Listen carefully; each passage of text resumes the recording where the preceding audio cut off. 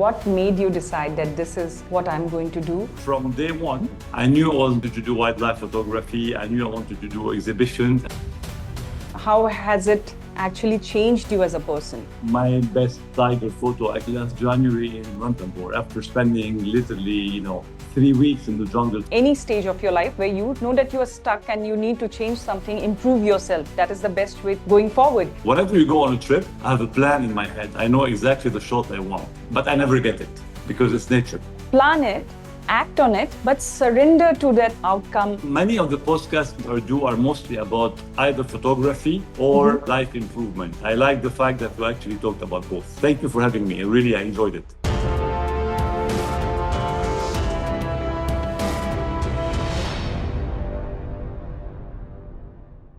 Hi everyone, I'm Mohsinaa.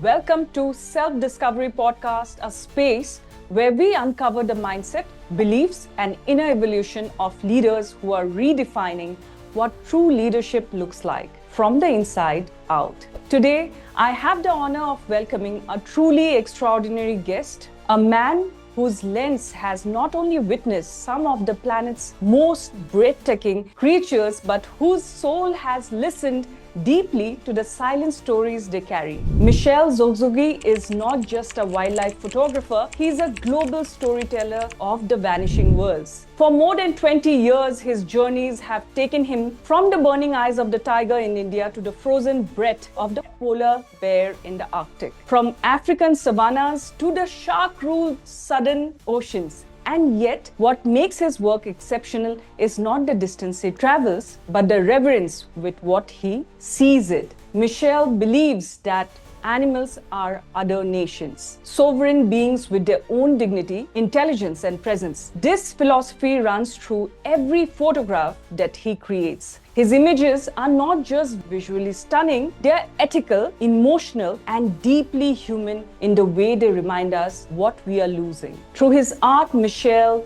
urges us to confront extinction, environmental imbalance, and our role in the fragility of the natural world. His exhibitions, shown across Lebanon, Paris, London, Dubai, and beyond, are not galleries of wildlife. They're immersive journeys into threatened kingdoms. Michel's work has been recognized globally, from the HIPA Awards to the Wildlife Photographer of the Year competitions. Every single proceed from his photography goes back into giving, wildlife conservation, cancer treatment, and full scholarships for children in Beirut. For him, art is not only about beauty, it's about responsibility. From discovering photography at the age of 40 to becoming a voice for endangered species across the world, Michel Zoghzoghi embodies patience, courage, humility, and an unwavering respect for nature. I welcome Michel Zoghzoghi to an exclusive interview on Self-Discovery Podcast, who does not just photograph animals, he honors them. Hi, Michel. Thank you for being on Self-Discovery Podcast with me, Mohsinaa.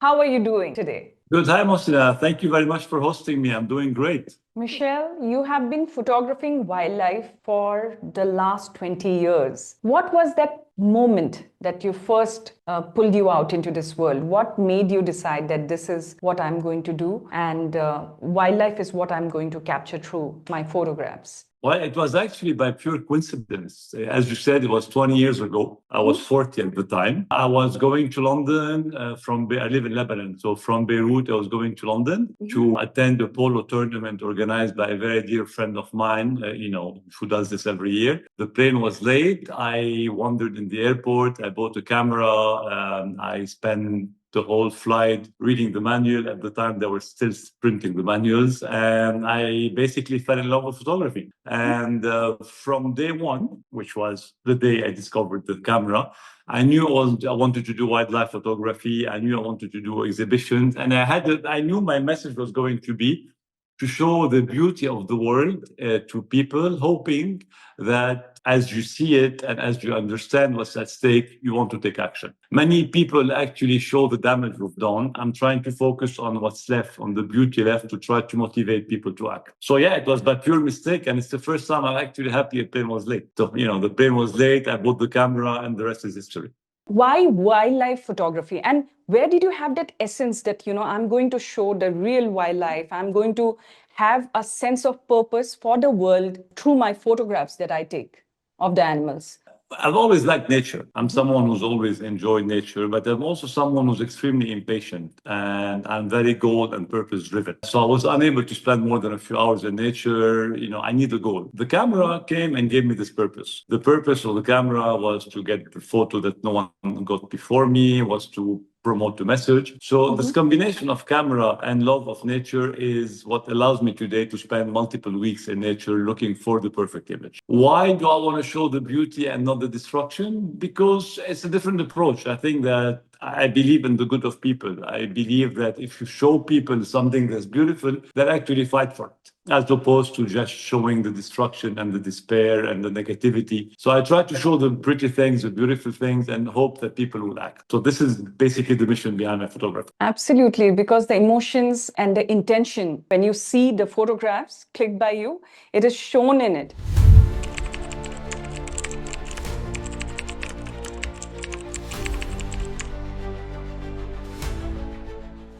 You have spent weeks in different climatic conditions, in terms of frozen regions for just a single shot. What does patience mean in this kind of a craft, and how has it actually changed you as a person? You're right. I spent, the snow leopard is a great example. I've been to, Ladakh, the Ladakh area for 3 times. I probably spent 2 weeks each time, most of the time in pretty basic conditions for snow leopards. And I only got one photo after 3 times, 12, 2 weeks after literally, 45 days of waiting and waiting for snow leopards. I'm not a patient man, as I said, but I enjoyed the goal and the challenge. And this photo of snow leopard was worth, the whole time I spent. Same thing with tigers, to stay in India. I spent probably 400 to 500 hours, with tigers trying to get the photos. And I got my best tiger photo, actually my best photo, last January in Ranthambore, after spending literally, 3 weeks in the jungle trying to get the photo. So the reward of getting the amazing photo makes really the whole wait worth it. So yeah, I mean, it's pure passion, it's pure pleasure. I get the photo, I'm ecstatic, and all the waiting in the cold, in the winter, in the warmth, in the humidity, under the rain, like all disappears. It makes it all worth it. 40 years of age.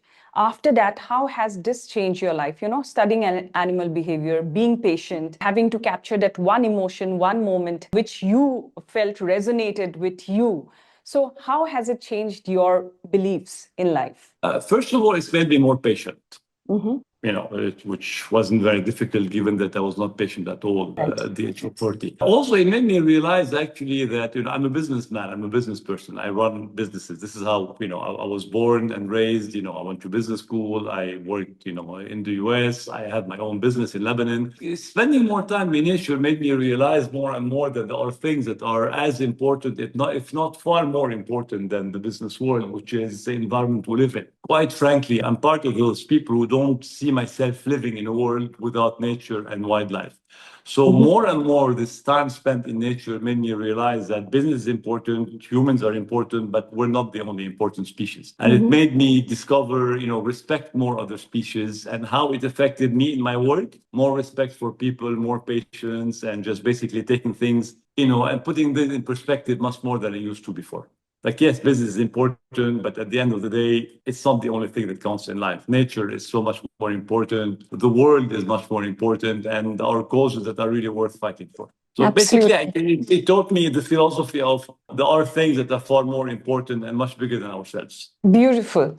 So from business school, from a business mindset, you shifted all your thought process into photography. Now, what has happened is all your photography proceeds, you are using it to support wildlife conservation, cancer treatment, and education. How did this kind of a thought process come in, the philanthropy or ability to change and shift people's lives through your proceeds and profits?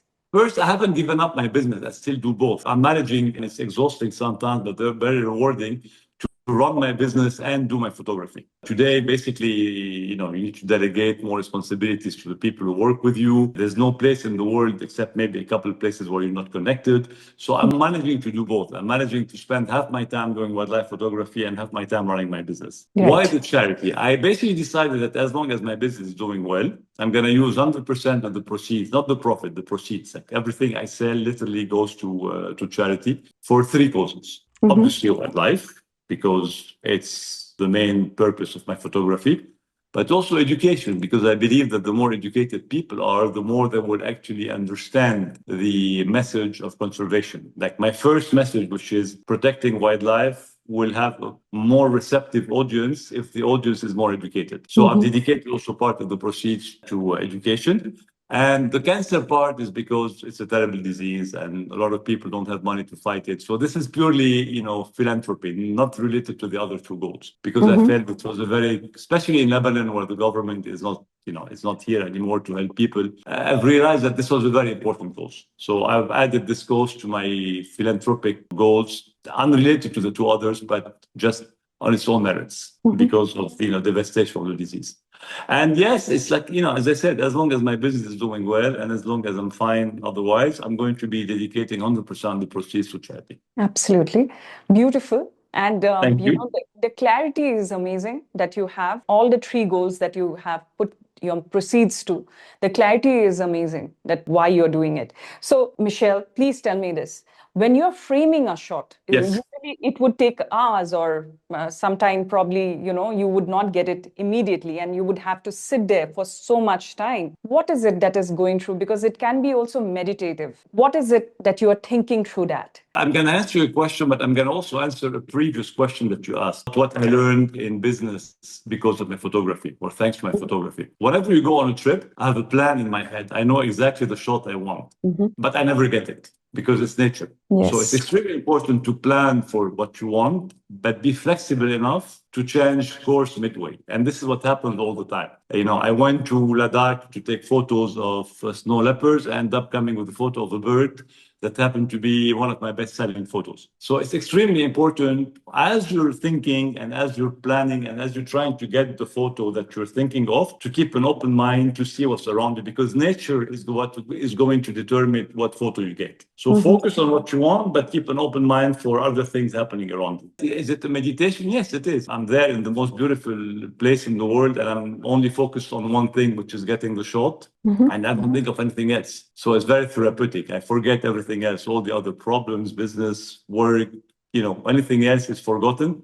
And I'm focusing on the light, what the animal is doing, the angle, all these things. So it is very immersive in a way that you forget about everything else. You're very present Yes. in that moment. Yes. Absolutely. And this is probably the only times in my life where I'm so present in the present, where the future doesn't matter, where the past doesn't matter. So Right. I'm totally focused on what I want to do, which puts me in a situation that is really living in the present. You mentioned that you have shot in, harsh conditions. Okay. Yes. I want you to tell us and share that one photograph of yours, which is very dear to you. And you did not care about the harsh moments, which you don't, but you have just forgotten everything. And that one capture just fulfilled you very much. My favorite photo is not necessarily linked to the most harsh conditions because it was actually my favorite photo is a tiger, as I said, taken in January in Ranthambore. I mean, it was harsh because it was cold in the morning, but it wasn't that harsh. It was difficult. It was a lot of patience. It's hundreds of hours of waiting for tigers over multiple years to finally get a dream shot. But if I need to think about photos where I really suffered, I think I have two photos I have that come in mind. One of the great white shark breaching the water in South Africa, where I spent literally 30 days, divided over 3 trips, 12 hours a day on a small boat next to Cape Town with very high waves and freezing weather, kneeling on the back of the boat, waiting for a shark to do his thing, to get basically 3 photos. And so it was the whole month over 3 years because I was 10 days each time. And I got a photo after spending hours being thrown around by the waves. It was humid, it was cold. So I got this photo. The other photo is the famous bird photo I took in Ladakh, where I actually went 3 times. The first 2 times went so-called lodge that had no heating. It was minus 30. It was in January. The only water system was a bucket that we're supposed to shower with. But the issue is it was frozen in the morning. So, there's no way you can shower.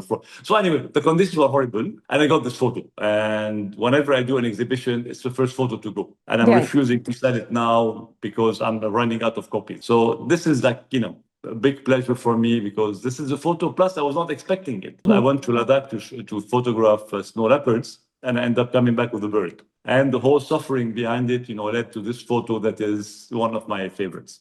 So yeah, I do remember moments like this. Yes. So, what I have understood till now, how you have explained not just photography, but life itself, that plan it, act on it, but surrender to that outcome, whatever is there, whatever comes to you, because that works for you. This is what you are trying to, say in all your answers that you have given. I mean, we're in nature. It's beautiful. It's so much bigger than we are. You plan, but just keep open mind for whatever nature throws your way. Absolutely. What are the 3 beliefs, core beliefs you feel are essential for cultivating this mindset? First of all, we need to realize that we are far less important than we think we are as individuals. So I guess you can call this humility. We are in a nature that's 5 billion years old, and we shouldn't think that nature needs us. We need nature. And if we're stupid enough to destroy it, it will recover, we will not. So humility is number 1. Number 2, keeping an eye open for beauty, because there's beauty everywhere. I mean, beauty could be in the smallest insect on a tree,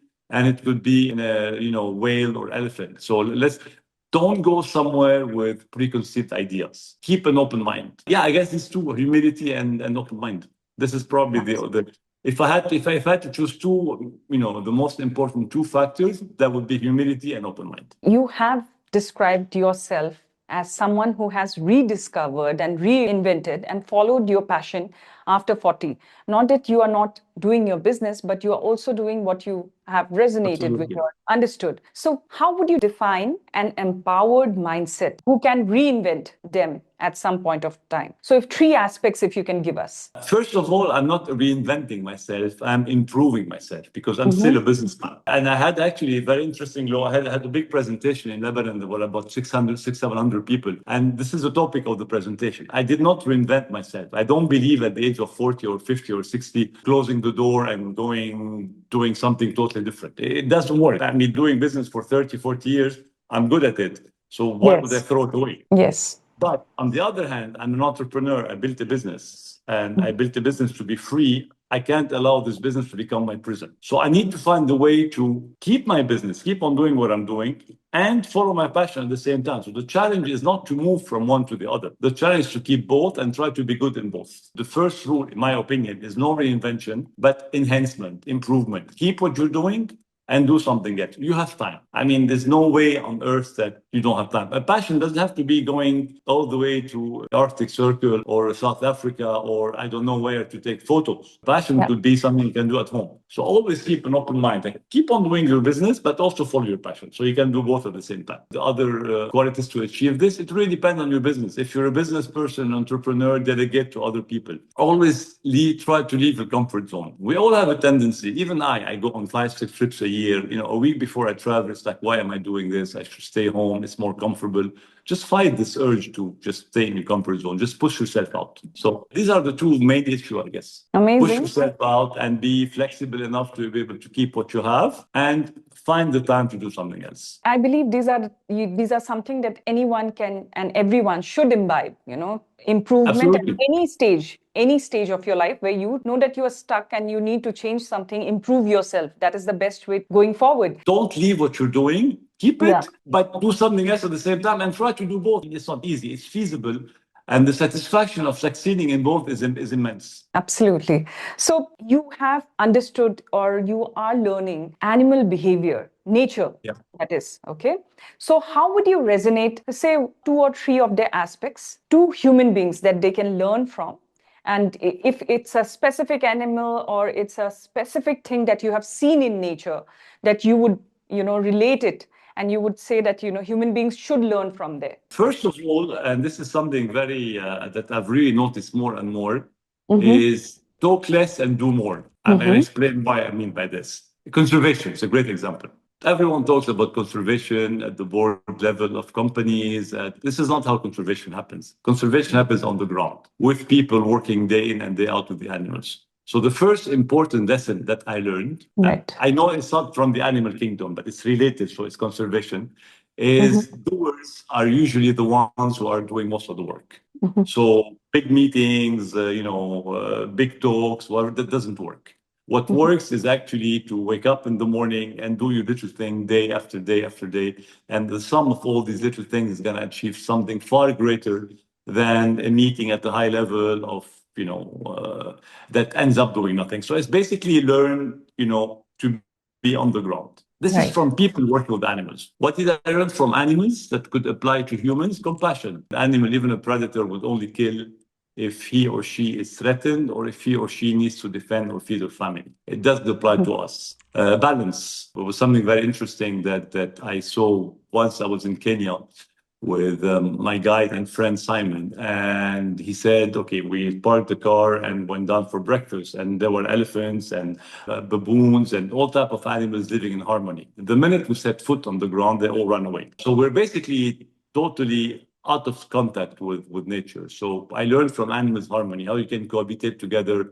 Don't do more than you have to do. Just keep the equilibrium going. So yeah, these two things, probably compassion and learning about harmony. Great. Michel Zoghzoghi, now the last question that I want to ask you on my show, what is your idea of self-discovery? You said improvement, okay, self-improvement at times, okay. You also said consistency, that, don't leave what is giving you that, of course, profit or that outcome that you're looking for, income.